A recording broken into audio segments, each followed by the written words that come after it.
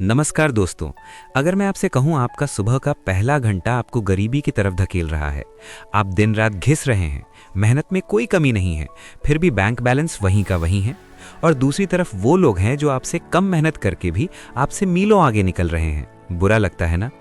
आज इस वीडियो में मैं आपको कोई किताबी ज्ञान नहीं देने वाला, मैं आपको वो मॉर्निंग रूटीन बताऊंगा जो दुनिया के टॉप 1% लोगों का सीक्रेट रही है।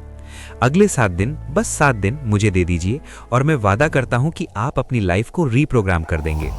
देखिए, ये कोई किताबी थ्योरी नहीं है, बल्कि एक प्रूवन ब्लूप्रिंट है।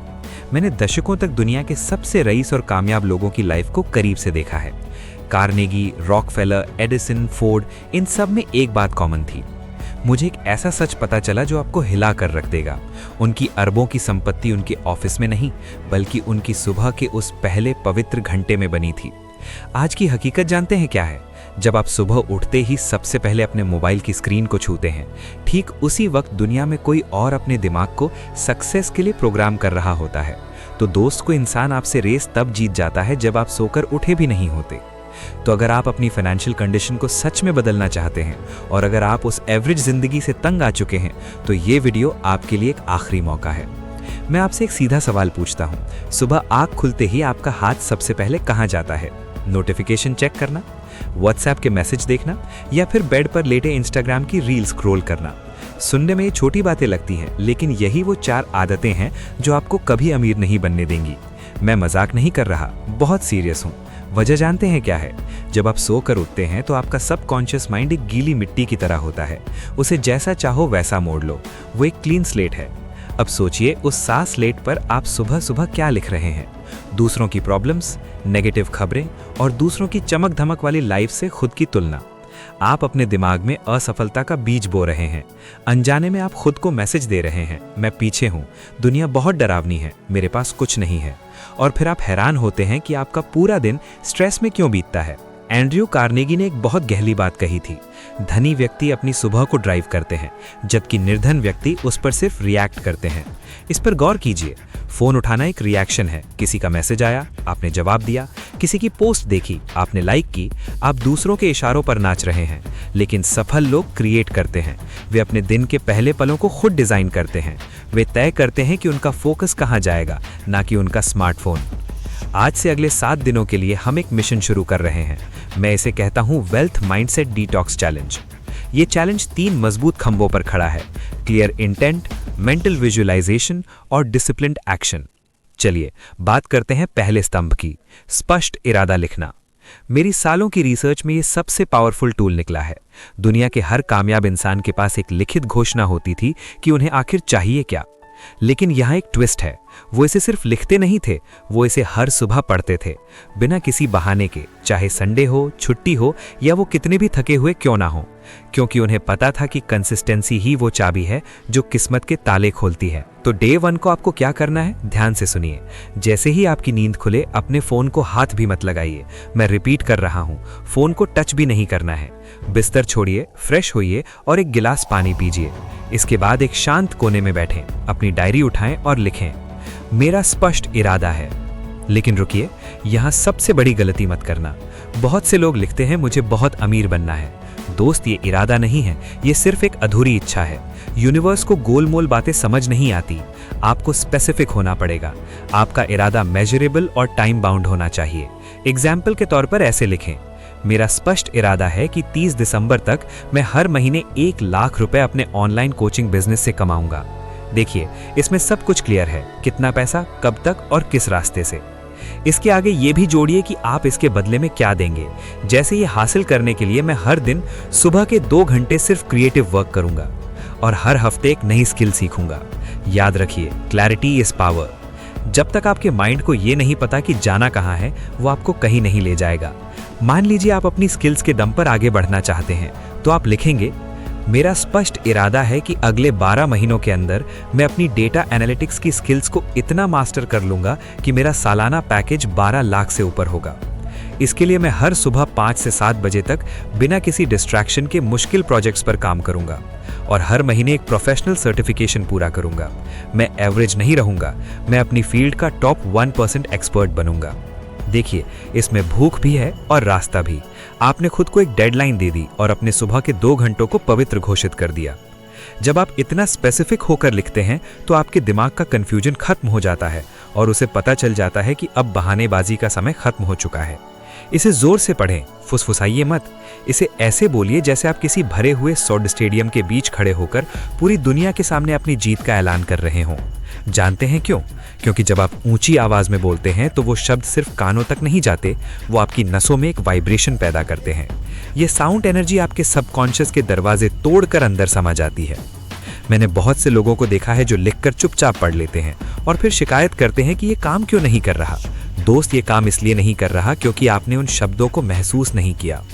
पढ़ते समय आपकी आंखों में वो चमक और दिल में वो धड़कन होनी चाहिए जैसे ये सब पहले से ही सच हो चुका है। अगर आपने अभी तक अपना इरादा नहीं लिखा है तो अभी इसी वक्त वीडियो को रोकें, डायरी उठाएं, लिखें और जोर से बोलें, मैं यही इंतजार कर रहा हूं। और लिखने के बाद कमेंट में अपना इरादा टाइप करें। मैं देखना चाहता हूं कि आपकी क्लैरिटी कितनी गहरी है। अब आता है दूसरा स्तंभ, विजुअलाइजेशन।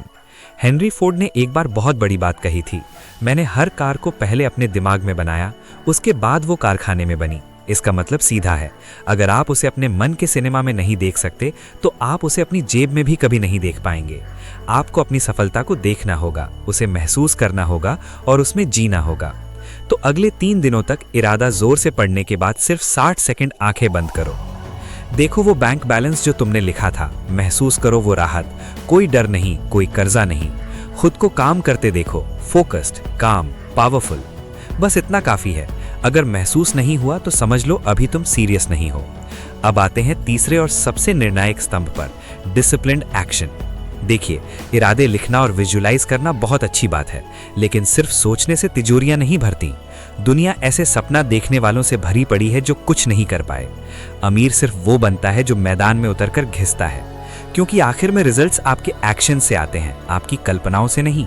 इसलिए चैलेंज के 5वें से 7वें दिन तक आपको हर सुबह एक ऐसा काम करना है जो सीधे आपके इरादे से जुड़ा हो। ये वो काम होना चाहिए जो सबसे जरूरी है और शायद सबसे कठिन भी, वही काम जिसे आप हफ्तों से टाल रहे हैं। अगर आप बिजनेस खड़ा कर रहे हैं तो सुबह के वो पहले 2 घंटे सिर्फ रेवेन्यू लाने वाले काम पर लगाइए। नए क्लाइंट्स ढूंढिए, अपना प्रोडक्ट बेहतर बनाइए। अगर कोई स्किल सीख रहे हैं तो सिर्फ ट्यूटोरियल मत देखिए, खुद अपने हाथों से उसे प्रैक्टिस कीजिए। याद रखिए, ये 2 घंटे पवित्र हैं। कोई फोन नहीं, कोई सोशल मीडिया नहीं, कोई बहाना नहीं, सिर्फ आप और आपका काम। अब यहाँ आता है असली game changer, the discipline of dawn. ज्यादातर महान लोग अपनी सुबह दूसरों से पहले जीत लेते थे। क्यों? क्योंकि उस वक्त पूरी दुनिया सो रही होती है, कोई शोर नहीं, कोई नोटिफिकेशन नहीं। वो आपका सीक्रेट टाइम है जब आप अपना भाग्य खुद गढ़ते हैं। अगर आप अभी 7 बजे उठते हैं तो कल से 5 बजे का लक्ष्य रखें। धीरे धीरे खुद को पुश करें। देखिए, इसमें सैक्रिफाइस तो है, लेकिन कामयाबी की कीमत तो चुकानी ही पड़ेगी। दुनिया कहेगी भाई इतना क्यों कर रहा है, थोड़ा आराम कर ले।